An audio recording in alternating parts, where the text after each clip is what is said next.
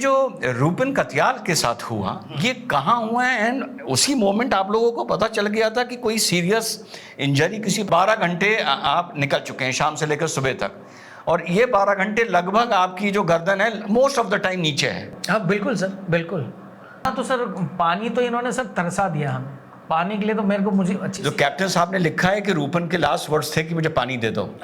इन्होंने हाईजैक किया प्लेन, इन्होंने पूरे प्लेन की रीशफलिंग कर दी। अच्छा। आप उठो, मैं गर्दन नीचे किए बैठा हुआ था और मेरे यहाँ पे उसने बंदूक लगा दी, ये बर्गर ने। वेजिटेरियन दे नहीं रहे थे किसी को? वेजिटेरियन कोई खाना नहीं था सर, सिर्फ जो मुझे याद है, जो मैंने वेजिटेरियन मांगा तो एक संतरे पे 2 लोगों को पकड़ा दिया, एक संतरा 2, वो भी मेरे ख्याल से रूटीन में रेगुलर नहीं था वो। नहीं तो सर आप तो फॉरेन कंट्री जाना चाहते थे ना, तो चले तो गए फॉरेन कंट्री बिना वीजा के। कांधार पहुंचने के बाद इनको, और ये जो हाईजैकर्स थे, इनके पास ऑटोमेटिक वेपन्स भी आ जाते, ग्रेनेड्स आ जाते हैं। जब फाइनली हाईजैकिंग अनाउंस हो जाती है, उसके बाद जो पैसेंजर्स थे, हाउ वाज देयर रिएक्शन? बच्चों का रोना, कुछ ऐसा कुछ हुआ, या everybody was in shock and awe के सब चुप हो गए थे बिल्कुल? इसमें तो सर एक जो डॉक्टर थे, वो तो बल्कि हमें इस्लाम की प्रीचिंग भी करते थे। वो भाई साहब हमसे कह रहे हैं कि भाई प्रवचन दिया उन्होंने कि आप इस्लाम धर्म बहुत अच्छा है, इसको कबूल करिए। दे टुक डोनेशन फ्रॉम द पैसेंजर्स, और मेरे ख्याल से लगभग 72,000 80,000 उस जमाने में इकट्ठा भी हुआ है। हमने भी, सबने दिए, पूरे प्लेन वालों ने। वो एक लेके आए, एयर होस्टेस ने, मेरे ख्याल से एयर होस्टेस ने पकड़ा था वो बैग। जब इन्होंने ऑफ किया तो सर उन दिनों रमज़ान चल रहे थे, तो सर ने ये कहा कि भाई मुझे कुछ तो दिख नहीं रहा है, रमज़ान चल रहे थे। हाँ। तो साथियों, IC-814 बहुत चर्चा में है, और मैं इस मुद्दे को लेके आप लोगों के साथ रूबरू नहीं हुआ था। मैं इंतज़ार कर रहा था किसी शख्स का जिन्होंने IC-814 की पूरी घटना को अंदर बैठ के देखा था, क्योंकि वो IC-814 के एक यात्री थे। जी हाँ साथियों, मैं बात कर रहा हूँ लखनऊ के श्री जीवन भट्ट साहब की। आज वो वक्त निकाल के हमारे पास आए हैं, और जैसा कि आज का थंबनेल बताता है कि IC-814 की कहानी यात्री की जुबानी। तो आइए बिना वक्त ज़ाया करें सीधे चलते हैं श्री जीवन भट्ट साहब के पास, और एक सिलसिलेवार तरीके से बहुत छोटे छोटे पर रेलेवेंट क्वेश्चंस पूछकर और मूवी से कोरिलेट कर जानने की कोशिश करते हैं कि उस 7-8 दिन आखिर शुरू से लेके आखिर तक हुआ क्या था।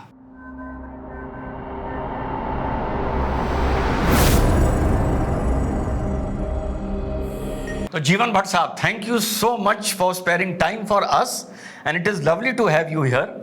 और मैं भी, and our subscribers, followers and the people who trust us, जितने मुंह उतनी बातें, ये एक वारदात थी। It was a continuing crime for about 7 days। और अब ये जो मूवी आई IC-814, उसके बाद जितने मुंह उतनी बातें सामने आ रही हैं, किस तरह से सिनेमैटिक लिबर्टी के नाम पे कुछ फैक्ट्स को चेंज किया जाता है। डेफिनेटली कुछ जो डायरेक्टर्स होते हैं, फिल्म मेकिंग में एक सिनेमैटिक लिबर्टी होती है, लेकिन एक ट्रेजिडी में अगर आप मिर्च मसाला लगा दें तो उसका जो पेन होता है वो डाइल्यूट हो जाता है। Definitely sir. तो सर इससे ज़्यादा टाइम नहीं लूँगा, in form of small questions right sir, मैं आपसे उस घटना की जो आपने 7 दिन बेयर किया उसके बारे में पूछता रहूँगा, जो एक्चुअल वहाँ पर घट रही थी, जो फिल्म में दिखाया गया है उसको कोरिलेट करके भी आपसे सवाल पूछता रहूँगा। So let me start sir, Tribhuvan airport Kathmandu से सेकेंड हाफ में ऑफ द डे 24 दिसंबर ये फ्लाइट ड्यू थी। Right sir. आप सर काठमांडू कैसे थे उस टाइम? सर मैं एक्चुअली एक पब्लिशिंग हाउस में जॉब करता था। ओके। तो मैं काठमांडू, हम लोग काठमांडू वाली मार्केट भी करते थे। ओके। तो मैं और मेरे 2 कलीग्स और थे। हम लोग वहाँ पे वर्किंग के पॉइंट ऑफ व्यू से to promote our books Nepali schools में, तो उसके लिए हम गए हुए थे, और उसी दिन 24 को हमको हमारी वापसी थी। ओके। कंपनी के तौर पे मैं गया था, घूमने नहीं गया था मैं। अच्छा, कंपनी के तौर पे गए थे। Okay okay. तो जब आप त्रिभुवन एयरपोर्ट पहुंचते हैं, वहाँ का सिक्योरिटी होता है, आज के कंपैरिजन में उस टाइम का जो सिक्योरिटी प्रोटोकॉल था, चेक इन का, सिक्योरिटी का, वो कितना डिफरेंट था, कितना वो इजी था या कितना वर्नेबल था, पोरस था, आज से अगर कंपेयर करें आप? सर अगर मैं इंडियन एयरपोर्ट्स की बात करूं तो that is totally different. Nepal जब उस समय हम लोग जाते थे तो सर सिक्योरिटी के नाम पे आप ये लेके चलिए कि it was just a formality. मतलब अगर मैं उनको जैसे इमिग्रेशन की बात करें, ऑफ कोर्स हमें पासपोर्ट की ज़रूरत नहीं पड़ती थी, बट दे नीड एक उनको कोई राशन कार्ड या कोई ऐसी आइडेंटिटी, उस ज़माने में तो आधार कार्ड वगैरह नहीं था। तो मैं अपनी कंपनी का जो प्राइवेट कंपनी थी उसका भी मैं अगर उनको आईडी देता था तो they used to clear me out. मतलब उनके इमिग्रेशन की बात बता रहा हूँ मैं।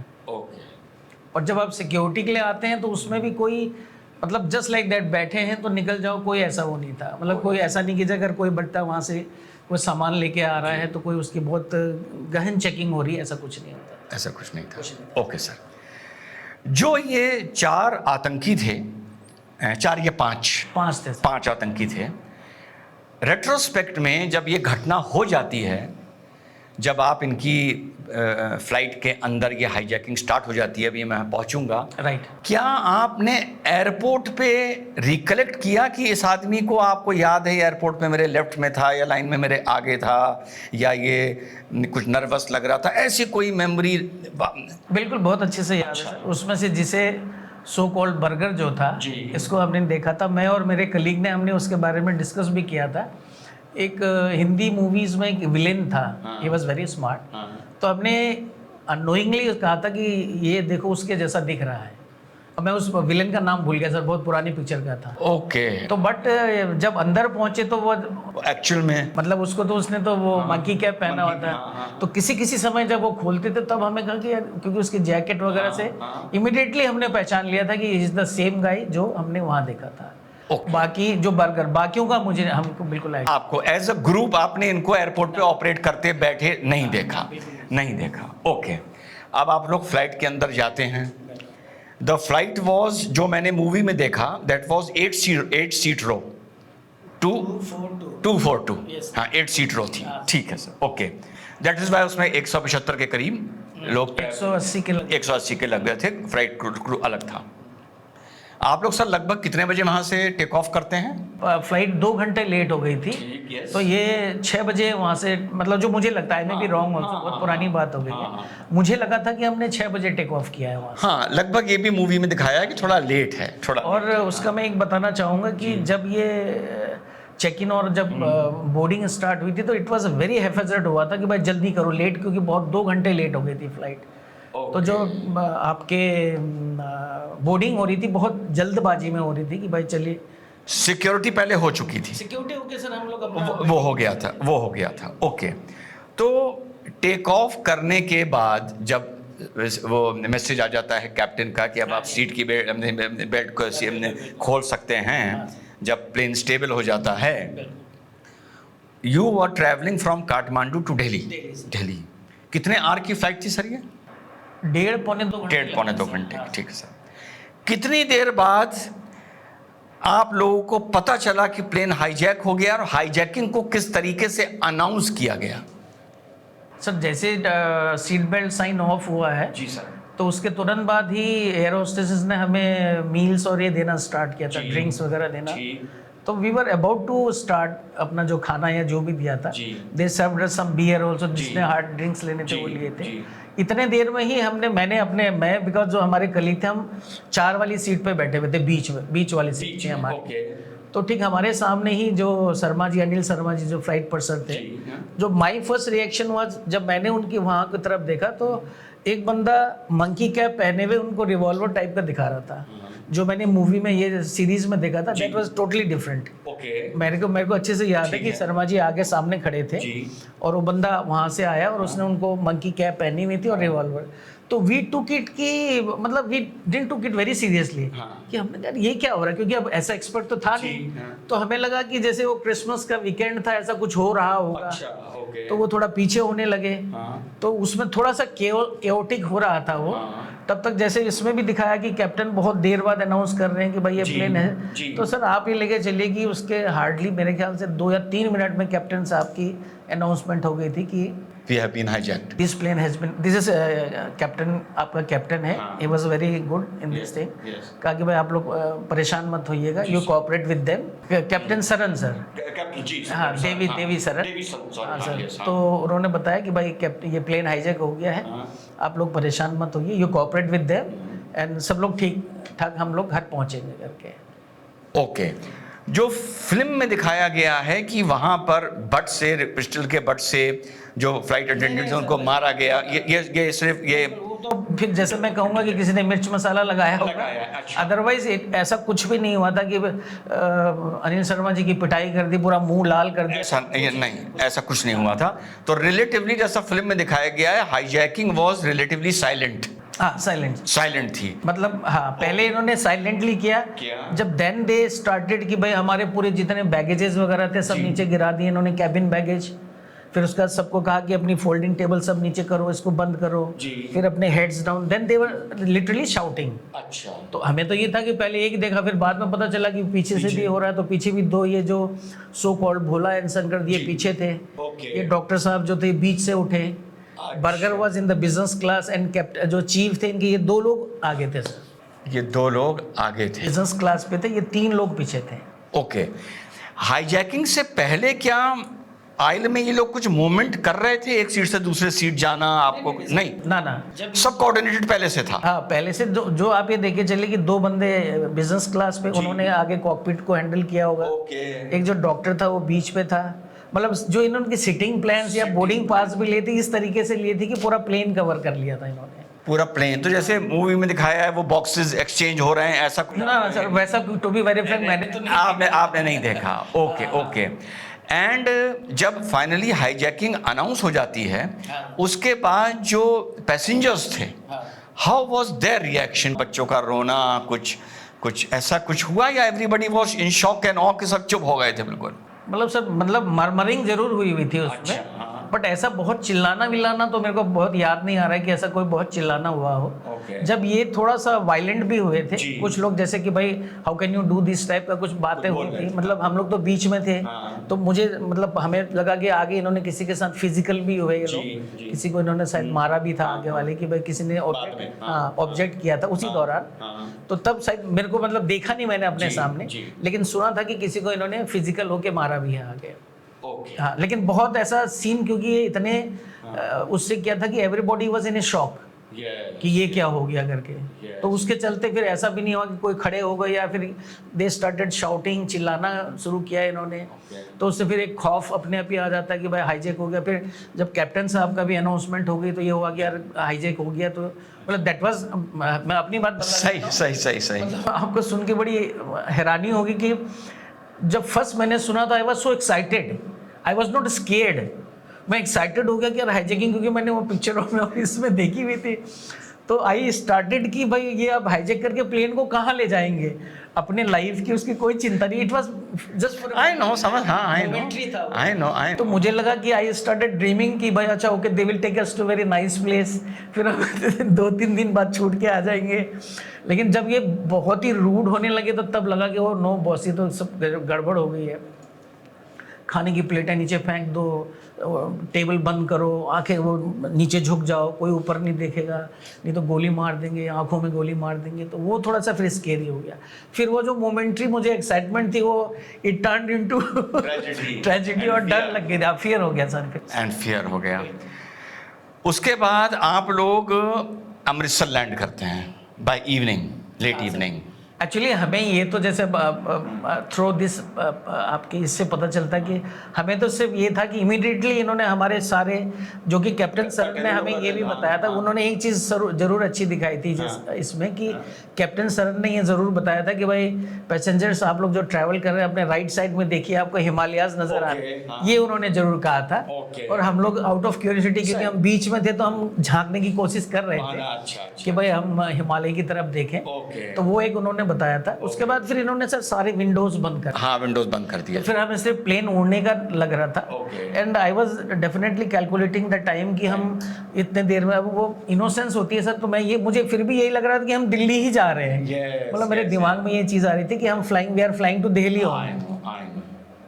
फिर जब प्लेन होने लगा, फिर इनके में मूवमेंट बहुत हो रही थी, फिर प्लेन लैंड किया तो बड़ी तसल्ली हुई, क्योंकि पहले ये लगता है यू लैंडेड एट अमृतसर। हाँ, इट वाज अमृतसर लेटर, हाँ लेटर पता चला होगा। सर मैं आपको थोड़ा सा इसमें एक वो बताना चाहूँगा कि मैं एक्चुअली मैं थोड़ा सा ज़्यादा जानता हूँगा और लोगों से कि मैं after 6 month when I started flying again मैं जब जा रहा था तो मेरे साथ एक वाकया बड़ा इंटरेस्टिंग हुआ कि I was flying from Guwahati to Calcutta.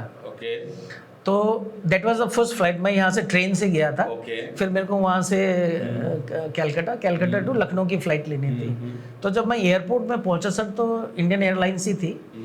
The plane was the same size से मुझे idea, I have got interest, तो मैं साइज से पता लगाया कि प्लेन तो बिल्कुल सेम वही है।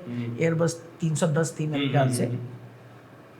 मैं अंदर घुसा तो जो सिटिंग प्लान और जो उसके जो कुशन्स होते हैं they were exactly the same colour, blue colour के थे। वो मुझे बड़ी एंग्जाइटी होने लगी।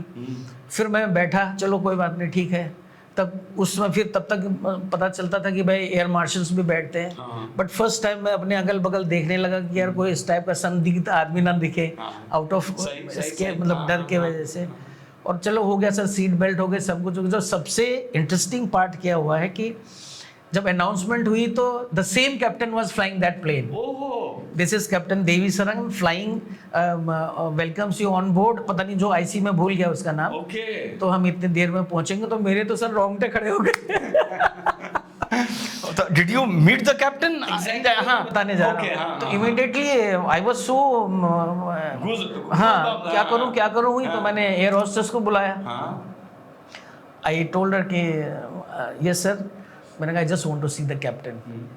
तो उसे भी बड़ी हैरानी हुई कि अरे कैप्टन, तो मैंने कहा just tell him he is co passenger from IC 814। तो उसने कहा कि sir can you write it on your boarding pass? तो मैंने श्योर, मैंने लिखा hi captain, this is your co passenger from IC 814। तो वो लेके गई और बस तुरंत ही आ गई, कहना सर एक बार ये उड़ जाए then I will come to you. अब तो सर मेरे ख्याल से कॉकपिट में अलाउड नहीं है। देन जैसे ही वो सीट बेल्ट ऑफ हुआ है, इमीडिएटली ही called me to the cabin again. मैंने एक तरह से सिक्योरिटी प्रोटोकॉल उस लेवल पर भी इतने उसके बाद भी हो रहा था। नहीं सर, नहीं वहाँ पे एक्चुअली में जब मैं उस जमाने में ये नहीं था कि भाई आप कॉकपिट पे ट्रैवल नहीं कर सकते। उसमें फिर मैं कॉकपिट पे गया तो और कैप्टन के साथ साथ हमारा या मेरा अपना कनेक्शन इसलिए था कि जो इन्होंने दिखाया हुआ है कि कैप्टन जो जिस दिन हम लोग कंधार लैंड किए थे सर, उसके बाद कैप्टन और ये जो टीम थी ये immediately they were out of that cockpit. और मैं सबसे फ्रंट रो के उसमें जो 4 वाली में ही बैठा हुआ था। तो ठीक मेरे आगे वाले सीट पे कैप्टन साहब बैठे थे। तो देन ही मतलब थोड़े टाइम बाद उन्होंने मुझे भी पूछा कि भाई तुम्हें पता, जैसे मुझे पीछे देख के कहा कि आपको पता है हम कहाँ पे हैं? मैंने कहा सर प्लेन तो आप उड़ा रहे थे, मैं कैसे बता पाऊंगा। तब उन्होंने बताया कि भाई आई वाज मतलब we are in Kandahar, that was. तो तब सर मैं कैप्टन साहब के साथ कैलकाटा तक गया। फिर उन्होंने मुझसे पूछा कि भाई आप कहाँ जा रहे हैं? तो मैंने कहा सर मेरी कैलकाटा की फ्लाइट। इन्होंने कहा यू कम विद मी। बहुत जॉली टाइप के थे, उन्होंने भी ऐसे कहा था तू मेरे साथ चल। फिर he took me to his hotel also. फिर मैं बहुत देर, कम से कम 3-4 घंटे रहा सर मैं उनके साथ। देन क्योंकि हम एक ही उसके थे, तो उन्होंने मुझे पूरी कॉकपिट की कहानी बताई, क्या हुआ था, कैसे हुआ था। वो हमारा एक कनेक्शन लग गया था। And I was there for 3 days I hope, जो कैप्टन साहब के साथ में बैठा था। तो उसमें एक वाकया और अच्छा, इस 7 दिन में से 3 दिन आप अगल बगल रहे? हाँ 7 दिन सर, मैं आपको करेक्शन करूंगा। We were there for 7 nights and 8 days। 8वें दिन हम लोग लौट के आए थे वहाँ से। हाँ 24 को गए थे हम और 31 की रात को लौट के आए। नहीं तो सर आप तो फॉरेन कंट्री जाना चाहते थे ना? तो चले तो गए फॉरेन कंट्री बिना वीजा के। ओके, तो सर जब आप अमृतसर पहुंचे तो अमृतसर में ऐसी स्टोरी बताई जाए, जो दिखाया भी जाता है कि एक वो रिफ्यूल करने के लिए गाड़ी आ रही थी। तो वहाँ पर व्हाट द मूवी शोज के जो हाईजैकर्स थे ये बड़े पैनिक में थे एंड नहीं वो तो पैनिक में थे सर, लेकिन जो इस पे दिखाया गलत दिखाया कि जो ये कह रहे थे कि प्लेन को घुमाते रहिए, दैट वाज नॉट देयर। ये टैक्सिंग नहीं हुई थी। Plane was stand still, engines on थे, लेकिन ये हाईजैकर्स वर वेरी पैनिकी कि भाई कोई खिड़की खोल के देख रहा है, वो आ रहे हैं क्या आ रहे हैं करके। हमें नहीं था, हमें तो सर नीचे करिए और इन्होंने जो सीट के पीछे सर वो कुशन टाइप का टाउल, उससे आंखें बंद की हुई थी, तो आप बिल्कुल गर्दन के नीचे, आपकी मतलब पैरों के नीचे गर्दन होनी चाहिए, इंस्ट्रक्शंस थे। ओके, वही ब्रेस पोजीशन जिसको बोलते हैं। ओके, तो सर जब आप लोग अमृतसर से उड़ रहे हैं, अब आपको तो नहीं पता है अमृतसर से उड़ रहे हैं, अब आप फाइनली इंडिया छोड़ रहे हैं, इंडियन एयर स्पेस छोड़ रहे हैं और आप अब लाहौर की तरफ जा रहे हैं। लाहौर की मूवी ये दिखाती है कि लाहौर में वहाँ पे परमिशन नहीं मिली गई, पहले तो थ्रेट किया गया शूट डाउन कर देंगे, फिर जो लैंडिंग लाइट्स थी, रनवे लाइट्स, वो बंद कर दी गई। जाहिर सी बात है आप उसके विटनेस नहीं हैं, वो सब हमने पढ़ा है, आपने भी फिर पढ़ा होगा, या बाद में कैप्टन साहब ने आपको इसके बारे में बताया था। फिर एक चीज़ जो मूवी में दिखाते हैं और बहुत सी चीज़ें हमने देखी कि लाहौर में लैंडिंग जो हुई वो बिल्कुल लास्ट से 2 to 3 या 4 मिनट्स की हुई। It was a panic situation और प्लेन बहुत ही लो एल्टीट्यूड पर उड़ रहा था and the captain was preparing to crash land it on some highway. अब आपने, क्योंकि अब आपने एक ब्रांच ऑफ कर दिया अपना एक्सपीरियंस कि आप कैप्टन की बात भी हम लोगों को पता चल सकती है। सो क्या था ये जो ये दिखाया है मूवी में? इन्होंने मूवी में दिखाया हुआ है कि भाई प्लेन बिल्कुल ऐसे उड़ रहा है, वैसा कुछ भी नहीं था। जब मैं कैप्टन सर से मिला था कलकत्ता में, तो उन्होंने मुझे ये कहा था कि भाई इन्होंने लाइट्स ऑफ कर दी थी। हमने अमृतसर से टेक ऑफ किया, मतलब बगल में ही था, तो इन्होंने वहाँ पहुँचाया। जब इन्होंने ऑफ किया तो सर उन दिनों रमज़ान चल रहे थे, तो सर ने ये कहा कि भाई मुझे कुछ तो दिख नहीं रहा है, रमज़ान चल रहे थे। तो आपकी जो उसमें सर बीइंग मतलब मुस्लिम कंट्री, तो वहाँ पे मेरे ख्याल से स्पेस की वजह से रोडों पे लोग नमाज पढ़ रहे थे। तो उन्होंने कहा कि मुझे कुछ दिख नहीं रहा है, तो भैया मेरे पास तो ऑप्शन नहीं है, तो मैं यहाँ पे उतार सकता हूँ इसको।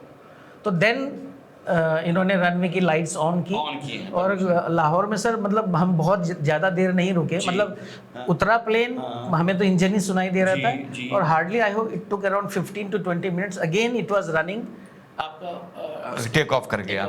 अभी भी आपके विंडोज सब कुछ बंद। विंडोज खुले हैं सर हमारे 31 तारीख को, काबुल आके खुले हैं शायद, कंधार सॉरी कंधार आकर। हाँ, मैं आता हूँ। और दूसरी चीज सर मैं आपको एक और बताना चाहूंगा कि जब अमृतसर में हमने टेक ऑफ किया था, तो अब इतने फ्लाइटों में चल के आपको भी एक एक्सपीरियंस होता है कि रनवे में प्लेन कितना दौड़े। हाँ, सही। तो जब सर प्लेन पूरे फुल इंजन्स ब्लास्ट पे थे और जैसे उसने जमीन छोड़ी थी, तो आई थॉट कि अब गए, क्योंकि बहुत कम था। फिर मैंने ये चीज़ out of curiosity captain sir से भी बात करी थी, उन्होंने कहा बिल्कुल तूने सही पकड़ा हुआ है, कहना जितना हमें फुल लेंथ चाहिए था उसके आधे से हमने टेक ऑफ किया था। That was also hats off to captain sir कि उन्होंने मतलब उनका एक्सपीरियंस होगा या जो भी होगा, उतने से सर वो टेक ऑफ बहुत कम। आप भी देखते होंगे कि रनवे में कितना दौड़ता है, बट वो सर उसके आधे से कम। हाँ, बड़ा प्लेन था। ये भी मैंने कहा मैं आपको बता दूं कि दिस इज समथिंग वो इन्होंने कहीं कुछ नहीं बताया। इस पीरियड में अभी तक आप लोगों को पानी मिलना या वॉशरूम की परमिशन कुछ नहीं है इतनी देर तक? नहीं, कुछ नहीं, नथिंग। सर नीचे करके बैठे रहो। और आप लोग ये भी नहीं हिम्मत कर रहे होंगे कि झांक लें, देख लें? बिल्कुल। इन्होंने सर सबसे पहले क्या किया कि जब हम लोग, इन्होंने हाईजैक किया प्लेन, इन्होंने पूरे प्लेन की रीशफलिंग कर दी। अच्छा, आप उठो, मैं गर्दन नीचे किए बैठा हुआ था और मेरे यहाँ पे उसने बंदूक लगा दी, ये बर्गर ने, उठो। अब वो फिर होता ना कि जैसे बिल्कुल ठंडा हो जाना, वो ठंडे पसीना जैसे, मैंने कहा गया मैं तो। फिर गर्दन ऊपर करी तो उठो, गेट अप। तो सीट बेल्ट खोली, इसने मुझे उठाया, चलो। मैं कहूँ पता नहीं कहाँ लेके जा रहे हैं, तो इसने मुझे एक बगल वाली 2 वाली सीट पे आगे लेके गया। और मेरे लिए प्लस पॉइंट क्या हुआ सर, एक बंदा बीमार होगा, वो कंबल लंबल ओढ़े कोने आइल सीट पे बैठा था और मुझे कहा कि तुम विंडो सीट पे चले जाओ। तो and he was not feeling well, उसके चलते मैं विंडो सीट पे जाके आगे वाली सीट पे चला गया। जो हम 3 लोग थे, सब कहाँ चले गए कुछ भी नहीं पता। मतलब इनका जो पहला काम था, इन्होंने रीशफल कर दिया पूरा प्लेन को कि एक दूसरे से जो भी आपके जान पहचान या जो भी होता होगा, मतलब बाद में सर ने मुझे बताया कि दैट इज ऑल्सो स्ट्रैटेजी कि भाई एक दूसरे जो जान पहचान वाले एक साथ ना बैठे ताकि अच्छा भाई कोई प्लानिंग कर सकते हैं। अच्छा, अगर मैं आपको पहचानता नहीं तो मैं आपसे क्या, मेरा कॉन्फिडेंस लेवल तो है। अगर हम दोनों बहुत जानने वाले होते तो हो सकता है कि वे में टेक सम स्टेप्स आल्सो। तो उसके चलते सबको अलग कर दिया इन्होंने। ओके, और इसमें एक रीशफल एक और दिखाई है कि मेन और वुमेन को अलग किया जा रहा था, ऐसा हुआ था?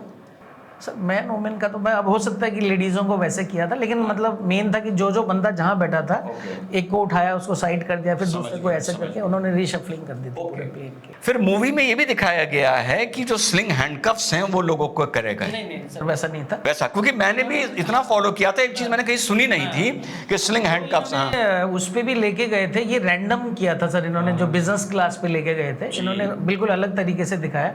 उसमें मैं आपको बताना चाहूंगा कि मेरा एक कलीग था, उसकी वो भी आगे गया था जी। जो रुपेन कत्याल और ये सतनाम लोग की बात है। ओके इन्होंने उसमें रैंडमली लोगों को उठाया था, रैंडमली मेरे ख्याल से 10 या 8 को उठा के, हाँ, कि आपको बिजनेस क्लास इन्होंने पूरा खाली करवा दिया था आपके कंधार पहुंचते ही। वैसे फिर उसके बाद ये लोग, नहीं कंधार नहीं, सॉरी, ये दुबई, नहीं सर, अमृतसर से पहले ही, अमृतसर से पहले उन्होंने खाली करवा दिया था। तो फिर इसमें ये 10 लोगों को जाके इन्होंने बैठा दिया था। उसकी फिर जब आप आएंगे तो मैं आपको उसकी भी एक स्टोरी बताऊंगा। सर ये जो रूपेन कत्याल के साथ हुआ, ये कहाँ हुआ है? एंड उसी मोमेंट आप लोगों को पता चल गया था कि कोई सीरियस इंजरी किसी पर? ना रुपेन कत्याल का सर ये अमृतसर में ही हुआ था, अमृतसर में। हाँ, एंड दैट वाज वो जो फ्यूल के लिए इनको देर हो रही थी, उसके चलते जो ये 10 बंदे लेके गए थे आगे, तो इन्होंने क्या किया, पहले फ्यूल मांगा, नहीं दिया या जो भी था, तो इन्होंने सबसे पहले सतनाम सिंह को सर वो किया था, हिट किया। और जो ये दिखा रहे थे कि भाई रुपेन कत्याल का गला काट दिया, वो कर दिया, वैसा नहीं था। एंड जो डॉक्टर आपने नाम सुना होगा, जो लाल टी शर्ट पहने हुआ था, वो बंदा था उस पे। उसने क्या किया था कि सर पहले सतनाम सिंह को किया था, सतनाम सिंह के इस वाले पोर्शन में कट लग गया एंड फेंट हो गए होंगे सतनाम सिंह जो, तो इनको लगा कि एक बंदा खत्म हो गया। तब इन्होंने जो जागिया साहब को भी बुला के दिखाया कि देखिए, जो इन्होंने जागिया साहब को बिल्कुल इतनी बदतमीजी से, वैसा कुछ नहीं था कि उनको वहां गर्दन पकड़ के उठा के लेके आया, ऐसा नहीं था। देन द सेकंड जो था वो रुपेन कत्याल था, and he started stabbing him. मेरे ख्याल से 36 स्टैब वुंड्स थे, और वो आउट ऑफ वो ब्लड लॉस के चलते उसके वो हो गया था। फिर तीसरा नंबर सर जो था वो मेरे कलीग का था, हमारे कलीग जो साथ गया हुआ था, एक राजेंद्र डोगरा करके हैं सर, अभी तो जम्मू में है वो बंदा। तो उसका क्या था कि वो रुपेन कत्याल की इधर था, उसकी पूरी शर्ट काली, मुझे वो मिला था सर चौथे दिन विद इन द प्लेन। तो पहले तो सबको हमको अलग अलग कर दिया, उस बंदे को कब उठा के लेके आगे चले गए पता ही नहीं चला। तो जब मैं दोबारा अपने कलीग लोगों के साथ में रीयूनाइट हुआ हूँ, तब मैंने उसका देखा एक साइड की पूरी शर्ट ब्लैक हो रखी थी। तो मैंने कहा, तो फिर वो बिल्कुल उसकी स्थिति बहुत ख़राब हो गई थी सर। वो अजीब सी बात है, मतलब जो मैं कैमरे में बोल भी नहीं सकता, कि वो बोलने लग गया, सर से कहना मेरे तेल निकल रहा है, पता नहीं, बहुत अजीब सी हरकत है। वो शॉक में चला गया। हाँ। उसके सामने ही रुपेन कत्याल का इन्होंने मर्डर किया हुआ था। एंड तीसरा नंबर सर हमारे कलीग का था।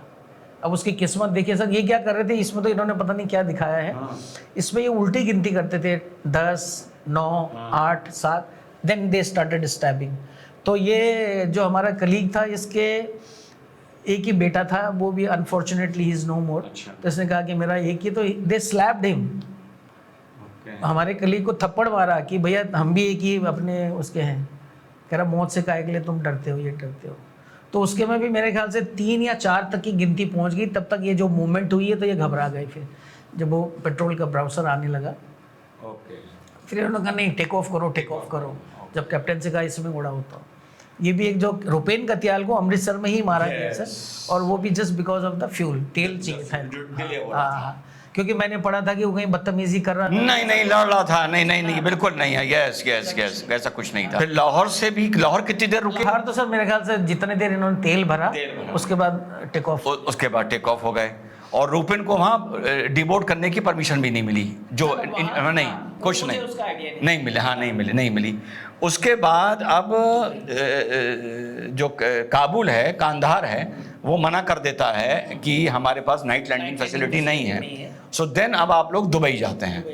अब अभी तक भी आप लोगों को नहीं पता चल रहा हम कहाँ जा रहे हैं? कुछ नहीं, नथिंग।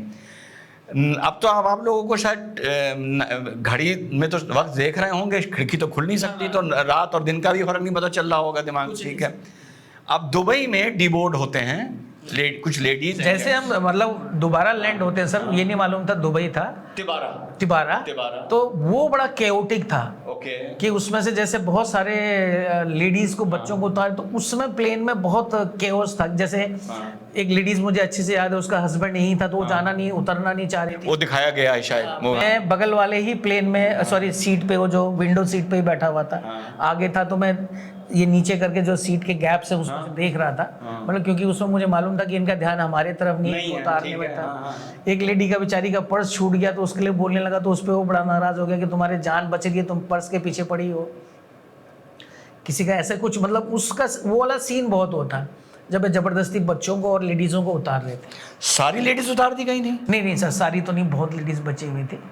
तो ये कैसे हुआ? Did the captain tell? जो मतलब जो मैंने, अब मेरे को ये याद नहीं आ रहा है कि मैंने पढ़ा या कैप्टन साहब ने मुझे बताया कि भाई बच्चों को सर आप यू कैन नॉट कंट्रोल। तो जो बच्चे हैं तो उनको तो ये नहीं मालूम है कि आतंकवादी अंकल या क्या, वो अगर न्यूसेंस क्रिएट करते हैं तो it will be very difficult to handle that. और बुढ़ों को ये था कि भाई इनकी तबीयत गड़बड़ हो सकती है, तो इन्होंने ओल्ड एज और लेडीज जिनके साथ छोटे बच्चे थे इनको, ये तभी मुझे लगा कि भाई लेडीज ज्यादा थी वहां पे, करीबन 26-27 लोग डिबोर्ड करे गए। तो मुझे लग रहा था कुछ मेरी इन्फॉर्मेशन में गैप है, तो सब लेडीज को एज इन्होंने ब्लैंकेट नहीं हटाना। बहुत लेडीज थी आप लोग के साथ। ओके, 12 घंटे आप निकल चुके हैं शाम से लेकर सुबह तक, और ये 12 घंटे लगभग आपकी जो गर्दन है मोस्ट ऑफ द टाइम नीचे है। हाँ बिल्कुल सर, बिल्कुल। सर बोलने में थोड़ा आसान लगता है 2 घंटे। अरे सर वो ये कहते थे कि अगर दोनों टांगों के बीच में तुम्हारी गर्दन होनी चाहिए। अब तो खैर थोड़ा सा ये पेट वेट हो गया, उस जमाने में तो उम्र कम थी तो कर लेते थे, लेकिन दे वर लिटरली, और इवन ये जो हमारी एयर होस्टेसेस थे इनसे कहते थे कि वो हमारी पट्टी चेक करो कि टाइट से बंधी होनी चाहिए, किसी को दिखना भी नहीं चाहिए। They were so rude about this. So rude. Okay.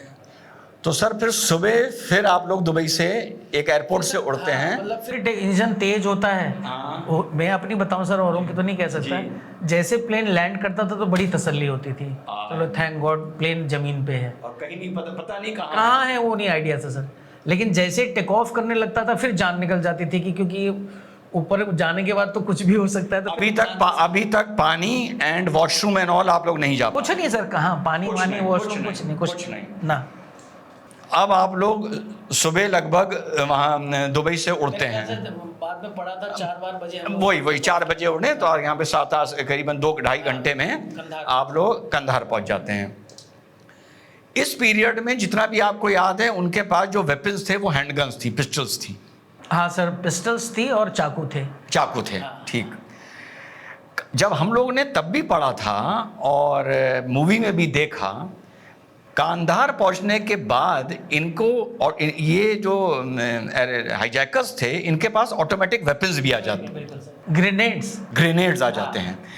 ये कंट्रोवर्सी हमेशा रही। अगर कैप्टन साहब ने आपको बताया हो, क्योंकि आपको भी चीज़ नहीं पता होगी, कि वो वेपन्स लाहौर में दिए गए या कांधार में दिए गए? सर लाहौर में तो मुझे नहीं लगता। अच्छा। क्योंकि लाहौर में गेट्स नहीं खुले थे। नहीं, वैसे तो नीचे से भी अच्छा, हाँ, कैप्टन साहब से भी आपने इतनी डिटेल में चर्चा नहीं की होगी। सर एक्चुअली मैं क्रिमिनल लॉयर भी हूँ ना, तो मैं बहुत टेक्निकल चीज़ें समझने की कोशिश करता हूँ। ओके, तो इनके पास, लेकिन ये था सर, जैसे हम कंधार पहुंचे, इनका पूरा चाल ढाल, दे वर सो कंफर्टेबल, और हमसे भी कहा कि अपनी पट्टियाँ खोल दो, सीधे खड़े हो जाओ। अच्छा। हाँ, उसके बाद फिर ऐसा था, तब जैसे कंधार प्लेन पहुंचा तो हमारे क्रू मेंबर सारे, जो कैप्टन साहब, को पायलट जागिया साहब, ये लोग आए, ठीक हमारे वाले सामने सीट पे बैठे ये तीनों लोग। और ये सारे, आप शेड्स अलाउ हो गए थे उठाने आप लोगों? ना, वो तो सर 31 को ही उठा है, सिर्फ 24 की शाम को बंद हुआ है वो, जब हम लखनऊ के ऊपर कहीं फ्लाई कर रहे थे, जो खिड़कियां थी, फिर 31 को ही वो उठा है। 24 की शाम को शेड बंद हुआ है एंड 31 को उठा है। Even in Kandahar? हाँ, कंधार में भी कोई वो नहीं था कि आप खिड़की खोल लो, बाहर देख लो, ऐसा कुछ नहीं था। तो जो कांधार में लैंड करने के बाद ही इसको घेर लिया गया था, उनके गनमैन ने घेर लिया था? वो हमें कुछ नहीं आइडिया सर उसका। जिसमें एक बार थोड़ा ये पैनिकी हो रही थी सिचुएशन कि भाई कुछ ऐसा तो हमें तो नहीं मालूम था कि ये कौन आ रही है, फोर्सेस आ रही हैं, कौन सी आ रही हैं, लेकिन देवर लिटिल बिट वो था। उन्होंने, मेरे को ये याद है कि इन्होंने कहा था कि अगर कोई प्लेन के नज़दीक आएगा तो तू पीछे से मारना शुरू करना, मैं आगे से। अब किसको मारना ये आइडिया नहीं है सर। Even at Kandahar? हाँ, कंधार की बात है ये। जब वो अकॉर्डिंग टू देम, आपने देखा होगा एक बार वो इनके वो तालिबानी लोग गाड़ियों से हमारे प्लेन को घेर रहे थे। हाँ, तो हो सकता है कि उस समय की चीज़ हो ऐसी है उसके बारे में। लेकिन ये मैंने जरूर, मुझे याद है कि जब आता तो वो burger, because burger was in command. जो इसमें दिखाया हुआ, इन्होंने डॉक्टर को बड़ी इंपॉर्टेंस दी है। डॉक्टर का वैसा कोई इंपॉर्टेंट नहीं था वो। चीफ तो चीफ ही था वो। जैसे इसमें दिखा रहे हैं कि भाई चीफ रात को ही 1-2 बार मैंने देखा है वो रात को वॉक करता था 2 बजे 3 बजे 1-2 बार मैंने, वरना वो कॉकपिट पे था सर, वो कभी इधर को नहीं आया। Burger was in full command of the plane. Air conditioning कब तक रही सर? वो भी एक बड़ी कहानी है सर। कभी ये एयर कंडीशन इतनी ठंडा कर देते थे कि आपको ठंड लगने लगी, कभी हीटर इतना वो कर देते थे कि आपको गर्मी लग जाए। मैंने बाद में पढ़ा है कि ये भी आपको मोरल वो करने के लिए किया। अच्छा, ये लोग ये चीज़ करवा रहे थे कभी, क्योंकि सर हमारे जो क्रू मेंबर्स थे वो तो सारे के सारे यहाँ आ गए थे ना, देवर ऑपरेटिंग। हाँ, और कैप्टन साहब ने मुझे बताया कि अब ये बर्गर था या कौन था, he was knowing everything about the cockpit. Even वो प्लेन उड़ाना जानता था। जब मैं गया तो कैप्टन साहब ने ये कहा कि भाई वो चीफ यहाँ बैठता था और ये यहाँ बैठते थे, ये सब इनको। नेक्स्ट फ्लाइट में जब आप गए कॉकपिट में, गुवाहाटी टू कलकत्ता वाली फ्लाइट में मिले थे। कैप्टन सरन देख रहे होंगे तो सर देखिएगा। Okay okay okay. फिर सर फाइनली आप लोगों को 6 बजे से उड़े उड़े, अगर आपको याद हो, वॉशरूम कितने बजे अलाउ किया गया सर? हम कंधार पहुंचे हैं जब थोड़ा सा स्टैंड स्टिल हुआ है, तब सबको फिर ये वॉशरूम और इसकी हो रही थी। अच्छा, परमिशन मिल रही थी? हाँ, मतलब एक एक करके जाओ। मैं अपनी बात बताऊं जी, इतनी तेज मुझे यूरिन आया हुआ था कि मेरे को ये था कि अब एक बार तो डर के मारे ये स्थिति हो रही थी कि मैं पैंट में ही वो कर दूं, लेकिन अंदर से आवाज़ आई कि यार ये तो गलत हो जाएगा। तो मैंने डरते हुए, doctor was very nice to talk. अच्छा, जब मैंने उसे बोला कि भाई ऐसे ऐसे करके मैंने हाथ खड़ा किया ऐसे, तो हाँ वो आया, तो मैंने कहा बॉस बहुत तेज़ आया हुआ प्लीज़। तो मैं उठने लगा तो आगे से बर्गर चिल्लाया बड़े तेज़, क्या बैठो। अब डर के मारे बैठ गए। फिर डॉक्टर ने उसे कहा कि नहीं यूरिन जाना है।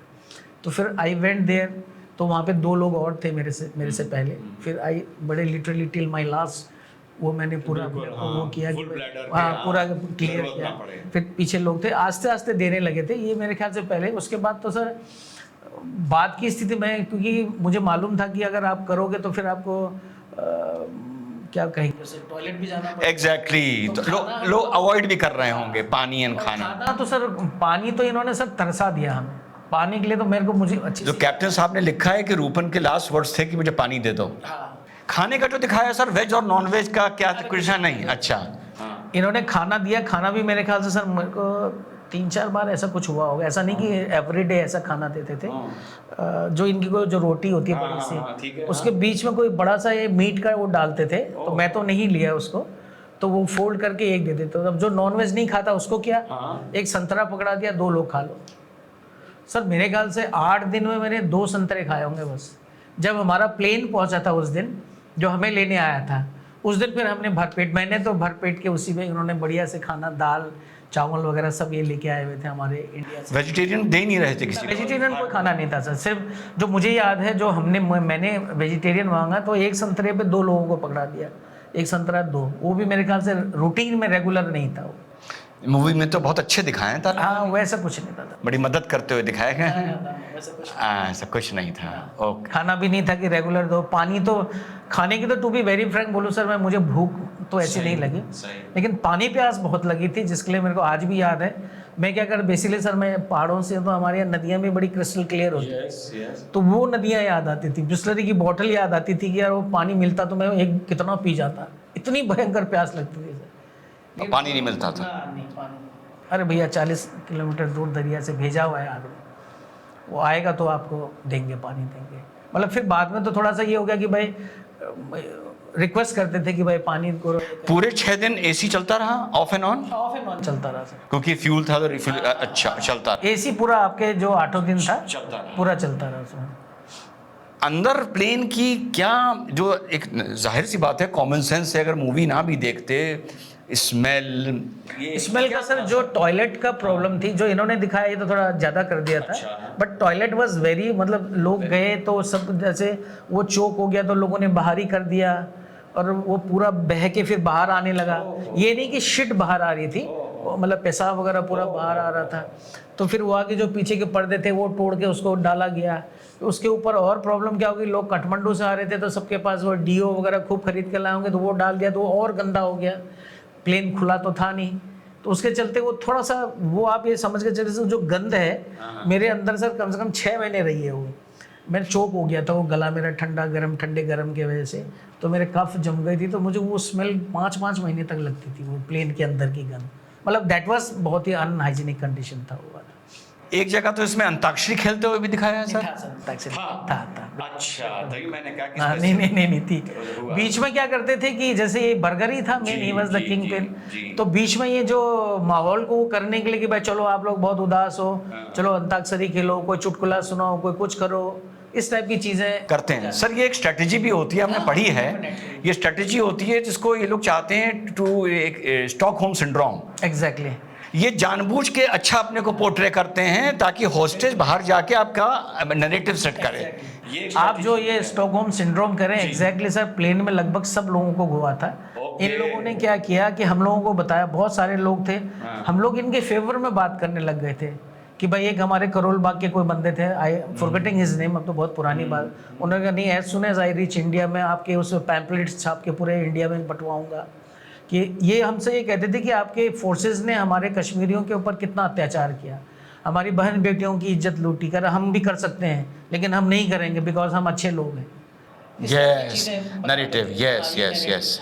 तो सब लोग, आप ये बिलीव नहीं करेंगे सर कि इन्होंने हमें बताया कि भाई अफगानिस्तान कंधार की हालत कितनी ख़राब है। दे टुक डोनेशन फ्रॉम द पैसेंजर्स, और मेरे ख्याल से लगभग 72,000 80,000 उस ज़माने में इकट्ठा भी हुआ है। हमने भी सबने दिए, पूरे प्लेन वालों ने। वो एक लेके आए, एयर होस्टेस ने, मेरे ख्याल से एयर होस्टेस ने पकड़ा था वो बैग, जितने कैश थे सबने अपना जमा किया, तो it was around 72 to 80,000 rupees collect हुआ था for giving it to the this poor people out there in Kandahar. ये स्थिति होती थी। मैं आप लोग को बता दूं अबाउट स्टॉकहोम सिंड्रोम। ये एक डॉक्ट्रीन है जिसमें ये माना जाता है कि जो आपको हॉस्टेज बनाता है, ये बंधक के लिए कही गई है। जो किडनैप करता है या कोई हॉस्टेज ड्रामा जो होता है या कोई इस तरह से किडनैपिंग या हाईजैकिंग होती है, तो उसमें जो क्रिमिनल होता है वो अपने को इस तरह से पोर्ट्रे करता है स्ट्रैटेजी के आपकी सिंपैथी उसकी तरफ हो जाती है, ना कि लॉ या आपकी गवर्नमेंट की तरफ।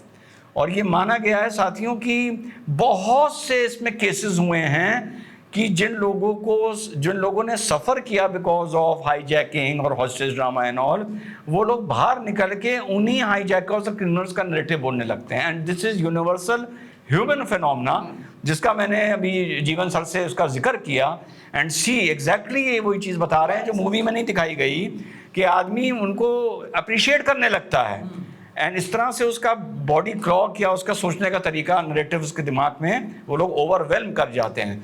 ओके, ये भी देखने ये भी हुआ सर, बिल्कुल हुआ। स्टॉकहोम सिंड्रोम जो आप कह रहे हो, एग्जैक्टली सबके साथ हुआ। सबके ये होता है, ये ह्यूमन, ये लो, हाँ, एक स्टैंडर्ड तरीका है सर, यूनिवर्सल है। मैंने पढ़ा है ये, तभी मैंने आपसे पूछा। इसमें तो सर एक जो डॉक्टर थे, वो तो बल्कि हमें इस्लाम की प्रीचिंग भी करते थे। वो भाई साहब हमसे कह रहे हैं कि भाई प्रवचन दिया उन्होंने कि आप इस्लाम धर्म बहुत अच्छा है, इसको कबूल करिए। मतलब मेरे ख्याल से 2 सेशन हुए हैं उस भाई साहब के हमारे साथ। ये भी था कि भाई वो भी किया किसने, जिसने रुपेन कतियाल की हत्या की। मतलब वो एक इस्लाम के खिलाफ कह रहे कि भाई इतना बढ़िया इस्लाम है, आप लोग इसको फॉलो करिए, आपका हमारा धर्म इतना अच्छा है, ये है। और इसको क्या कहते थे सर, ये जो मौलाना मसूद अजहर है, कह रहा कि आप लोग उसको आतंकवादी कहते हैं, वो तो लिखते हैं, मतलब कलम उनकी चलती है सिर्फ। कह रहा वो कोई आतंकवादी थोड़ी है, वो इतना अच्छा नेक काम कर रहे हैं इस्लाम के लिए, और ये कर रहे हैं, इनको छुड़ाने के लिए हम वो कर रहे हैं, ये बातें भी चलती। ओके, हाँ, इनकी जो डिमांड्स थी या जो ये नेगोशिएशन का 6 दिन चल रहे थे, क्या were you privy to all this? थोड़ा बहुत कि आप लोगों को पता चल रहा था कि कुछ बात चल रही है, इन्होंने कोई लिस्ट दी है, कुछ पैसा मांगा है, कुछ ये आप लोगों से जिक्र करते थे इतने दिन बाद? इन्होंने सर जो मैंने अभी मौलाना मसूद अजहर कहा ये नहीं मालूम था, ये तो मैं इंडिया आने के बाद पता चला। उन्होंने सिर्फ कहा कि हम एक उस शख्स की बात कर रहे हैं जो मतलब प्रचार करते हैं, लिखते हैं, वो कोई कलम चलाते हैं, बंदूक नहीं चलाते। लेकिन इन्होंने ये जरूर कहा था, जैसे बीच में क्या हुआ सर कि इनकी जो भी नेगोशिएशन बिगड़ी होगी तो ये बड़े एग्रेसिव हो जाते थे कि इनको पता नहीं, अभी तुम्हारी सरकार को नहीं पता कि इनका पाला किससे पड़ा हुआ है, और ये मतलब बहुत रूड हो जाते थे उसमें। तो उसमें फिर डर लगने लग जाती थी। फिर ये होता था कि अभी हम मारना शुरू कर देंगे, ये करना शुरू कर देंगे। फिर कोई नेगोशिएशन थोड़ी ठीक होती थी तो फिर बाद में इन्होंने अभी आपका करियर, फिर मैं आपको लास्ट वाली स्टोरी फिर बताऊंगा। जी जी जी, हाँ ओके। सो यही मैं आपसे पूछ रहा था कि आप लोग जो नेगोशिएशन चल रहे थे, क्या 24 घंटे एक प्लेन में साथ रहना, तो क्या चलते फिरते as a matter of discussion या अपनी भड़ास निकालने के लिए ये नेगोशिएशंस को फेल होने को आप लोगों से डिस्कस करते थे? नहीं सर, कि नहीं मान रहे, ये कर देंगे, ये करेंगे, इस टाइप से यही चीज। हाँ, इवन इन्होंने ये भी कहा कि यार आप लोग यहाँ ऐसे कंडीशन में बैठे हो, जो आपकी नेगोशिएटिंग टीम आई है वो तो कंधार में ये ड्राई फ्रूट्स की शॉपिंग कर रही है। अब ड्राई फ्रूट्स वहाँ पे सर बादाम या जो भी होते होंगे, कहना आप यहाँ वो नेगोशिएटिंग उस पर थोड़ी है, वो तो कहना मार्केट में जाके घूम रहे हैं, ये भी इन्होंने कहा। अब हमें लगता, अब हमें तो नहीं मालूम था कि कौन टीम में है, डोवाल साहब हैं या कौन है ये है। तो ये कहते थे कि वो तो उनको तो नेगोशिएट उसमें कोई इंटरेस्ट ही नहीं है, वो तो मार्केटिंग अपनी शॉपिंग कर रहे हैं कंधार की मार्केट में जाके। तो 31 को जो आपके विंडो के शटर्स हटे, वो किस घटना के बाद ये हुआ कि चलो भाई उठा लो? जब डिक्लेयर हो गया कि you are going to be released, आपकी भारत सरकार ने हमारी शर्तें मान ली हैं, आप लोग ये खुश रहिए कि अब आप लोग सब घर जा रहे हैं। तो जब ये हुआ तो तब फिर विंडो शटर, तो एक प्लेन तो उतरते हुए भी हमने देखा, जो हमारा 2 प्लेन आए, जो आपको लेने आया था, सेकंड प्लेन जो था। और फिर जब आपने शटर्स हटाए होंगे तब आपने सब देखा होगा नीचे गन पूरे, हाँ हाँ, पर वो सब दिखे नीचे, पूरा घेर के खड़े थे, बंदूक, रॉकेट लॉन्चर्स वगैरह सब क्लियर। तो सर 7 दिन एक फ्लाइट के अंदर, सर ये कैसे वक्त बीता हम लोगों का सर? आप लोग क्या इतने नंब हो गए थे कि आपको ये रियलाइज ही नहीं हो रहा था कि आपके साथ हो क्या रहा है? ये भी एक चीज होती है कि आदमी रियलाइज ही नहीं करता कि उसके साथ क्या हो रहा है। तो पड़ा है वहां पर, वो 7 दिन भी पड़ा रह सकता है, वो 14 दिन भी। हाँ, उसमें ऐसा तो नहीं था कि वो 7 दिन 8 दिन हमारे जो थे कि भाई स्मूथली निकल रहे हों। ये जो मैंने आपको बताया, जैसे इनकी नेगोशिएशन कुछ गड़बड़ होती थी, तो ये कह रहा हूँ। तो आप ये समझ के चलिए कि सर रोज मरना, रोज ऐसा लगता था कि आप खत्म हो जाएंगे। एग्जैक्टली। तो वो एक मतलब, अब तो खैर अब थोड़ी उम्र हो गई है तो थोड़ा उसको हम वो कर पाते हैं, पढ़ पाते हैं, पहले तो अंदाज ही नहीं आता था इस सब चीज़ का। आपको एक चीज़ और मैं बताऊं कि सर इन्होंने क्या कहा, जब इनकी नेगोशिएशन बहुत ख़राब हुई, इट वाज मेरे ख्याल से 30 तारीख की बात है ये, तो इन्होंने कहा कि भाई आपकी हमारी नेगोशिएशन सब बिगड़ गई है, कोई कहना नहीं मान रहा है, हम आपको आधे घंटे का टाइम देते हैं। आधा घंटा बोला या 1 घंटा, मुझे याद नहीं है, जिसके भी जो भगवान है, अल्लाह है, जीसस, आप प्रे करिए, after that we will start killing you. तो सर आपको मतलब मैं बिल्कुल ठीक ठाक हूँ, मैं कैसे मर सकता हूँ? अब जब उन्होंने कहा कि भाई आपको मार दिया जाएगा, तो आप क्या करते हैं कि भाई पहले तो मेंटली वो होते हैं, होता नहीं है। अब मैं अपनी बता रहा हूँ सर आपको बात, तो वेरी रेस्टलेस, अब क्या करें। फिर मुझे लगा कि यार अगर प्लेन में मारेंगे तो बॉम्ब से तो उड़ाएंगे नहीं, तो ये वैसे करेंगे। तो मैंने क्या किया सर, हमारे क्योंकि बीइंग ए सेल्समैन स्पाइरल एक रहती है हमेशा 24/7, तो I started writing letter to my wife. तो क्या लिखे वो भी नहीं था। अब होता इस वाले माहौल में मैं थोड़ा सा फिर इमोशनल भी हो जाता हूँ, but I will try to control myself. तो I started writing whatever my savings were there. मेरा सर एक बेटा जो अभी आपके सामने आया हुआ है, he was just 1 year old, he just 26। मेरी बिटिया जो थी वो 2 साल की थी। तो आप अंदाज़ा लगाइए, माई वाइफ बिल्कुल छोटी उम्र की थी, मेरे पेरेंट्स। तो मुझे ये चिंता थी कि भाई ये क्या करेगी। तो मैंने ऐसे कहा कि यार जो कुछ भी है उसको मैंने सारी डिटेल्स बताई कि भाई आप कर कुरा के लिखी। वो मेरे पास अभी भी है सर, वो रखी हुई है मैंने संभाल के, जैसे ये बोर्डिंग पास रखा हुआ है। तो मैंने ऐसे कहा कि भाई आप सब कुछ कर कुरा के पिथौरागढ़ चले जाना मेरे पेरेंट्स के पास। तो मुझे ये मालूम था कि भाई being a mother of 2 kids, तो मेरे को उम्मीद नहीं थी कि इसकी दोबारा शादी हो जाएगी, तो मैंने लिखा नहीं उसमें। लेकिन मेरे दिमाग में आया था ये भी कि भाई इसको बोलूँ कि आप रीमैरेज करें, लेकिन ये था कि 2 बच्चों के लिए किया वो करेंगे। And while writing sir I was literally crying, जोर से नहीं बट मेरे आंसू निकल रहे थे। उसमें आज भी मेरे जो लिखे हुए हैं उसमें ड्रॉप्स में भी वो साइन है उसके। आप ये लेके चले गए सर, आधा घंटा लगा होगा, मुझे सोचता रहा। मेरे कलीग बगल में बैठे थे, वो भी देख रहे थे मुझे कि बंदा लिख रहा है, रो रहा है, लिख रहा है, रो रहा है। आफ्टर दैट सर, ये फीलिंग मैं आज भी लोगों को शेयर करता हूँ कि I was mentally prepare to die. मैंने उस स्पाइरल को बंद किया, अपने जैकेट की जेब में लगा। मैंने कहा नहीं, इस जेब में नहीं रखूँगा, यहाँ पे हार्ट होता है, हो सकता है गोली यहाँ मारे या यहाँ मारे। मैंने उस स्पाइरल को मेरे बाएं वाले उसमें जैकेट में दोनों जेब थी, यहाँ रखा। मैंने कहा मेरी बॉडी जाएगी तो मेरी स्पाइरल जरूर मेरे फैमिलीज़ को मिलेगी। और सर आप बिलीव नहीं करेंगे, जब ये टेररिस्ट सामने से निकलते थे, डर के मारे में, बड़े ईमानदारी से कहूँगा, डर के मारे में इनसे आई टू आई कॉन्टैक्ट नहीं करता था। डर लगती थी कि यार देख के कहीं कुछ बोले ऐसा कर, तो जैसे आते थे तो मैं गर्दन नीचे कर देता था। सर बिलीव नहीं करेंगे, जब मैंने लेटर लिखा, मैं उनसे आई से आई मिला के देखने की कोशिश करता था कि okay boss, I am ready, if you want to kill me, kill me. इतने मेरे अंदर हिम्मत कहीं से आई। और वो फीलिंग मैं आज कितने बार भी कोशिश करता हूँ तो नहीं आती कि मैं I am mentally to die, mentally prepared हूँ कि मैं जाऊँगा करके। ये मेरे साथ एक बड़ा अजीब सा वाक़या हुआ था उस समय। ये बात थी आपके 30। अब फिर मुझे लगा कि इन्होंने आधा घंटा बताया, 1 घंटा हो गया, 2 घंटा हो गया, 3 घंटे हो गए। ये कह रहे थे कि हम आपको मार देंगे, ऐसा कर देंगे। जब कुछ नहीं हुआ तो मुझे ये लगा कि इन्होंने हमसे कहा था कि भाई इंटरनेशनल मीडिया बहुत आई हुई है बाहर, तो टाइम का हम सर भूल गए थे कि दिन का 2 बज रहा है या रात का 2 बज रहा है। जी। तो मुझे जो मेरा अपना दिमाग चल रहा था कि मुझे लगा कि अगर ये ब्लास्ट करेंगे या गोलियों की आवाज़ आएगी तो हो सकता है कि इंटरनेशनल मीडिया, क्योंकि ये बताते थे कि बाहर का टेम्परेचर -10 डिग्री है, तो मेरे को था कि रात को तो वो लोग चले जाते होंगे सोने के लिए, तो इसीलिए ये वैसा नहीं करके, इसीलिए ये इंतज़ार कर रहे हैं कि रात हो तो तब मारें करके। ये चल ही रहा था तब तक। फिर 31 के सवेरे सवेरे बर्गर भाई साहब आए, कह रहा है हमारे पास आपके लिए 2 न्यूज़ है, एक गुड न्यूज़ है, एक बैड न्यूज़ है, कौन सी सुनना चाहते हो? तो किसी ने गुड न्यूज़ कहा, किसी ने बैड न्यूज़। बैड न्यूज़ तो मैं भूल गया हूँ अभी। गुड न्यूज़ यही कहा कि भाई आपकी सरकार ने हमारी मांगें मान ली हैं और आपको छोड़ दिया जाएगा। तो मैं फिर रोया मैं वहाँ पे कि यार बड़े मुश्किल से मैं मेंटली प्रिपेयर्ड हूँ कि ठीक है बॉस। मतलब होता है ना सर, जो आदमी टूटता है कहते हैं, दैट वाज द टाइम कि तब मुझे लगा कि ये जो कहते हैं बंदा टूट गया, क्या हो गया। Then again I cried for a long time कि यार बॉस तुम क्यों ऐसे, एक होता ना सर कि एक बार मार लो आप, लेकिन वो था कि यार चलो। उसके बाद फिर बहुत सारे कोई बंदे ताली बजाने लगे, ये करने लगे, सब कुछ करने लगे। फिर उसके बाद माहौल थोड़ा सा हुआ, उसके बाद भी कुछ और होंगे सब। मतलब वो 8 दिन आप ये समझ के चलिए कि भाई मतलब मेंटली टॉर्चरस था वो। टॉर्चरस, नाइटमेयर भी क्या बोले, नाइटमेयर सर, खाना नहीं, पीना नहीं, मौत का साया हर समय आपके सर पे कब लगता था। हाँ, है पता नहीं। और दूसरी चीज़ जो मैं आपको बताना चाह रहा था कि कैप्टन साहब से, ये तो शायद इनके उसमें भी था, दे हैड ए प्लान कि इन्होंने तालिबान ने इनसे ये कहा हुआ था कि भाई हमारे लैंड पे आप ये नहीं कर सकते। ये तो इन्होंने भी उसमें दिखाया हुआ है और वो हकीकत भी है, क्योंकि तालिबान उसमें बहुत जगह से रिकॉग्नाइज नहीं किया। तो इनका प्लान जो बताते हैं, जो कैप्टन सर ने मुझे बताया हुआ था कि इन्होंने RDX लगा रखा था नीचे।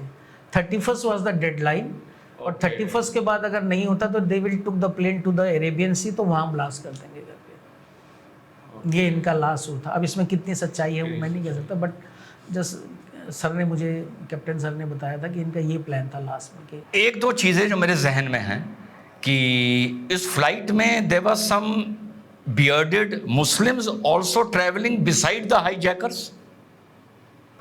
सर वैसे तो मुझे वो नहीं, एक बंदा मेरे को याद है, हमारे राइट साइड में बैठे थे, he was a Muslim fellow with beard, दाढ़ी पे, हाँ, ब्लैक कोट पहनी हुई थी, मुझे बड़े अच्छे से याद है। और तो इन हाईजैकर्स का behaviour towards other passengers and him, there was some difference in behaviour, या ये एक तरह से सबको हैंडल कर रहे थे? उनके साथ मैंने उन्हें, क्योंकि बियर्ड से मेरे को वैसा नहीं था, जब वो खान साहब वर्ड यूज कर रहे थे तो तब मुझे लगा कि he is a Muslim fellow. Okay, co passenger. हाँ, को पैसेंजर थे, and they were very nice to him. मतलब हमारे से भी बात, मतलब हमसे कोई ऐसे बदतमीज, बट उसके साथ बातचीत अच्छी होती थी, उनकी बातचीत अच्छी होती थी उनकी। Okay sir. सो इस पूरे एपिसोड में, इस पूरी घटना में, बिसाइड द ट्रेजिडीज तो जैसा आपने फिल्म में देखा, अंदर का जो केओस और ये सब ट्रॉमा दिखाया गया है, एक्चुअल में ये एट पार दिखाया गया है, ज्यादा दिखाया गया है, या कम दिखाया गया है? सर मैं तो ये सीरीज पूरी देखी है मैंने, अभी तो आई थी। तो जो मुझे लगता है कि जो पैसेंजर साइड पे जो प्लेन के अंदर की घटनाएं घटी हैं, उसमें से इन्होंने जो टोटल एपिसोड्स 6 एपिसोड्स दिखाए हैं, उसमें से मेरे ख्याल से उसकी कवरेज 20% भी नहीं है। ये मैक्सिमम तो वही नेतागिरी और कौन क्या कर रहा है, प्लेन के बाहर का ज्यादा दिखाया है। हाँ, ब्यूरोक्रेसी, ओके।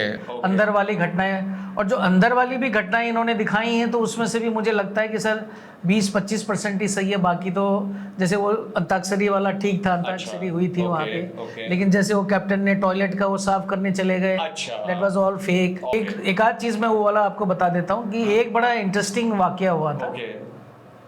एक यंग सा लड़का था, मैं नाम अब तो भूल गया सर, बहुत पुरानी बात है। उस बंदे को अपेंडिक्स की बहुत तेज प्रॉब्लम हुई, दर्द, पेन हुआ, बहुत एक्यूट पेन था, और उस बंदे को हॉस्पिटलाइज भी किया गया वहाँ पे। कहाँ पे? कंधार में। कंधार में सर। मींस वो फ्लाइट से डिबोर्ड हुआ? हाँ, डिबोर्ड हुआ सर वो, क्योंकि उसकी कंडीशन अच्छी नहीं थी। और जो सबसे हैरानी वाला पार्ट ये था कि शायद एक दिन या अगले दिन वो फिर वापस आ गया। उसका कहना ये था, मतलब मेरी 1 to 1 तो बात नहीं हुई, बट इट वाज कि वो कहते कि भैया मैं अपने लोगों को बीच में ज़्यादा बढ़िया हूँ, वहाँ तो ना खिड़की है ना दरवाजे हैं ना वहाँ पे कुछ भी, और ठंड इतनी थी वहाँ पे। कह रहा यहाँ मैं कम से कम अपने लोगों के साथ तो हूँ। हमें तो ये लगा कि ये गया तो ये छूट गया, बच गया, लेकिन बड़ा सरप्राइजिंग था कि he came back to us only, and he was allowed to come back also. आया सर, वो प्लेन में आया, फिर हमारे साथ ही छूट के यहाँ आया वापस वो। और एक कोई मेरे ख्याल से अमृतसर के थे, उनको शुगर की शायद बहुत प्रॉब्लम थी, तो उनको भी डिबोर्ड करके, बट वो तो फिर मेरे को बाद में मैंने पेपर में देखा था कि भाई he went to Pakistan first. कहाँ से डिबोर्ड किया गया उन्हें? कंधार में ही सर, ये जो मैं बता रहा हूँ। सो देयर बाय मीनिंग जो इन्होंने रिपुन कटियाल के साथ बिहेव किया, राइट, बॉडी का, और इसको लेके इलाज के लिए भी नहीं उतरने दिया उसको, यानी इट मीन्स के कांधार पहुंचने के बाद ये रिलेटिवली कॉन्फिडेंट हो गए थे कि ये कर दो, जाने दो, आने दो। अच्छा, ये इसका रीजन था।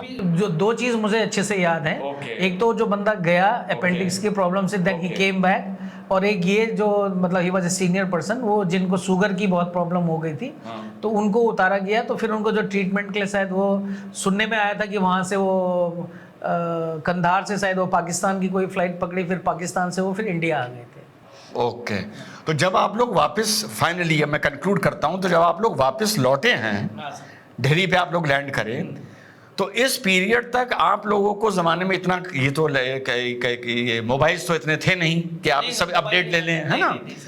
तो आप लोगों को ये पता चल गया था कि ये इतनी बड़ी अब स्टोरी बन गई है, या आप लोगों को लग रहा नहीं? मैं आपको बड़ा इंटरेस्टिंग बताऊं, मेरे कलीग थे, मेरा प्लान था कि भाई दिल्ली में एक जमुना पार मेरे एक रिलेटिव्स रहते थे, मुझे वहाँ जाना था, क्योंकि मेरी वाइफ वहाँ पे थी। मेरे दिमाग में ये था कि शी विल बी देयर, मुझे ये भी नहीं अंदाज़ा था कि वो एयरपोर्ट आई होगी करके। तो मेरे कलीग को मैंने कहा कि उसने साहिबाबाद जाना था, मैंने उसे कहा कि यार बॉस, मैं आपको वहाँ तक की टैक्सी लेने की ज़रूरत नहीं, मैं आपको जहाँ पे मैंने जाना था उसके थोड़ा आगे ही उसको जाना था।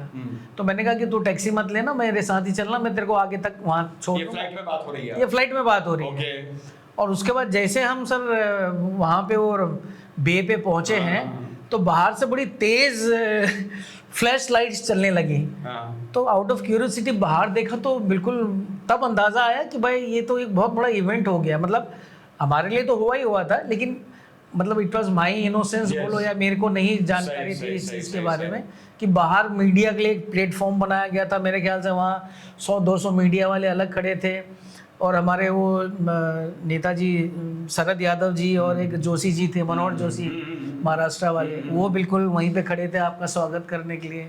तो उस तरीके से थे। फिर मेरे क्योंकि उतने दिन था, तो मेरे को शायद यूरिक एसिड की प्रॉब्लम हो गई थी, तो मैं चला नहीं गया मुझसे। तो फिर इंडियन एयरलाइंस के 2 लोग थे, उन्होंने मुझे सहारा दिया। फिर बहुत अच्छा उन्होंने वो किया, पूरे रास्ता तक जो आपके एग्ज़िट तक उन्होंने वो बनाया हुआ था। सब ने हमें, क्योंकि 31 था, हैप्पी न्यू ईयर भी कहा, वेलकम बैक, अच्छी। फिर कोई गुलाब पकड़ा रहा था, कोई कुछ पकड़ा रहे थे। And when you are returning from Kandahar to Delhi, तो नेचुरली आप लोगों को इन द फ्लाइट डॉक्टर्स भी अवेलेबल हुए या एक्स्ट्रा सर्विंग कुछ लिक्विड जो भी आप लोगों नहीं को नहीं सर, पूरा खाना था। पूरा I had proper food in this thing. But doctors were not available. Doctor sir, जैसे मेरे को चेस्ट की प्रॉब्लम थी, तो जो प्लेन के नीचे ही आए थे, तो जब उन्होंने कहा कि भाई किसी की कोई प्रॉब्लम हो तो बताओ, तो मैंने उनसे कहा कि मेरी ये प्रॉब्लम है, तो बड़ी it was very funny also, उन्होंने मुझे एक स्ट्रेप्सिल का गोली पकड़ा दी थी, तो मैंने चलो वही खा के अपना वो करे, मतलब ऐसा नहीं कि प्रॉपर चेकअप वहाँ पे हुआ हो। बट जब हम दिल्ली पहुँचे थे तो इन्होंने ज़रूर कहा था कि भाई किसी को आपको हॉस्पिटल जाना हो तो उसकी व्यवस्था पूरी की गई है करके। लेकिन जब वहाँ पहुँचे तो ऐसा कोई बहुत सीरियस प्रॉब्लम तो थी नहीं, और फिर फैमिली के पास जाने का सबसे पहला वो था, तो मैंने वो चीज़ ऑप्ट आउट कर दी थी उनसे। So, आप लोग इतने दिन में ये कैलकुलेट कर लिया था आपने कि हम 7 दिन से अंदर हैं, आज 31 है, या पूछना पड़ा होगा किसी से कि क्या डेट है क्या है? सब पहले तो मेरे को बीच में तो कर रहे थे उसको, बीच में वो मिस हो गया। फिर लेकिन 31 के दिन जब छूटना था तो तब सबकी बात हुई, तो तब हुआ कि हाँ आज 31 भी है, तो तब याद आया कि हाँ आज 31 है करके। टाइमिंग्स तो गड़बड़ मेरे साथ तो बहुत बार हुआ कि क्योंकि इंडिया और नेपाल की टाइमिंग में मेरे ख्याल से आधे घंटे का फर्क है, तो हम नेपाल जाते थे तो आधा घंटा अपना कर लेते थे, वो ठीक नहीं किया था, तो वो थोड़ा सा कन्फ्यूजन होता था। फिर बाद में क्या होता था कि वो 8 दिन से वो विंडोज 31 को ही सवेरे इन्होंने खुलवाए थे, जब डिक्लेयर हुआ कि भाई आपका खिड़कियाँ ऊपर कर सकते हो आप, तो तब बाहर देखा हमने। तो नहीं तो पहले तो ये नहीं पता चलता था कि भाई दिन हो गई रात हो गया, क्योंकि वो हर समय बंद रहता था, लाइटें जली रहती थी। कभी कभी ये होता था कि लाइटें जैसे डिम कर देते थे रात को सोने के टाइम पे, तो तब लगता था कि हाँ भाई रात हो गई है किस टाइप से। तो आपने ड्यूटी नॉर्मल रूटीन दिल्ली वापस लैंड होने के कितने दिन बाद शुरू करी? सर मेरे ख्याल से 1.5-2 महीने बाद की हो। एक्चुअली वो ट्रॉमा भी था सर। फिर basically I belong to Pithoragarh, तो मैं फिर अपने, क्योंकि मेरे पेरेंट्स वहीं थे, उनसे मेरी मुलाकात नहीं हो पाई थी, तो मैं दिल्ली आया। दिल्ली मेरे ख्याल से मैं 10 दिन रहा। Then I came to Lucknow, क्योंकि लखनऊ बेस हो चुका था मेरा। फिर यहाँ से मैं ज़्यादा दिन यहाँ नहीं रुका, फिर then I went to Pithoragarh, क्योंकि मेरे पेरेंट्स वहाँ पे थे। ओके, तो आप लोगों को कोई गेट टुगेदर नहीं हुआ उसके बाद? अब सर आजकल का ज़माना होता तो होता है, क्योंकि भाई उस ज़माने में ना व्हाट्सएप था, कुछ नहीं था। बहुत सारे लोग थे जिनसे, एक देहरादून के नथानी जी थे, उनसे कुछ साल मैं संपर्क में रहा था। फिर उनसे भी संपर्क टूट गया। एक मंजू टोलिया मैम थी, RS टोलिया जी की वाइफ, वो भी पिथौरागढ़ को ही बिलोंग करती थी, उनसे भी मैं मिला था। वो भी फिर मतलब कट ऑफ हो गया। आज का ज़माना होता तो बट नेचुरल ग्रुप बन चुका होता है, कुछ होता है। बिल्कुल, कभी कभी लगता है करो, लेकिन अब व्यस्तता इतनी रहती है कि भाई बिल्कुल बिल्कुल सर, बिल्कुल। Thank you so much Jeevan sir, thank you so much. It was so nice to have you in the show. I hope आप लोगों ने फर्स्ट हैंड ये इनपुट्स लिए होंगे जो मूवी से आप लोगों को कुछ हट के लगे होंगे। It was pleasure to talk to you. Thank you so much, thank you so much, thank you so much.